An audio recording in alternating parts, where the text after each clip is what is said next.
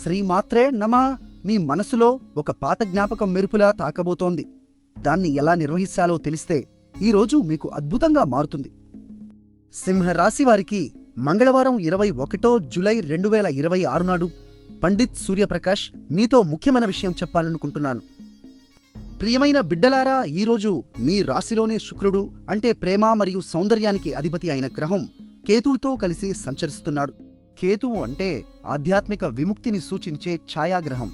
ఈ అరుదైన కలయిక మీ మొదటి భావంలో అంటే మీ వ్యక్తిత్వం మరియు ఆత్మవిశ్వాసాన్ని సూచించే స్థానంలో జరుగుతోంది. దీని అర్థం ఏమిటంటే, ఈరోజు పాత సంబంధాలకు సంబంధించిన ఆలోచనలు లేదా జ్ఞాపకాలు మీ మనసులోకి రావచ్చు. అయితే భయపడకండి. భావోద్వేగాలకు లోనవ్వకుండా ప్రశాంతంగా ఆ అనుభవాల నుండి పాఠాలు నేర్చుకోండి.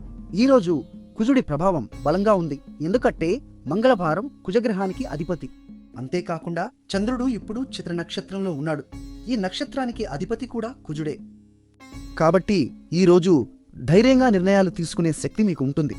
కానీ తొందరపాటు నిర్ణయాలు మాత్రం చేయకండి. చిత్ర నక్షత్రం సృజనాత్మకత మరియు కళాత్మకతకు ప్రసిద్ధమైన నక్షత్రం. కాబట్టి కొత్త ఆలోచనలను అన్వేషణకని ఇది మంచి రోజు.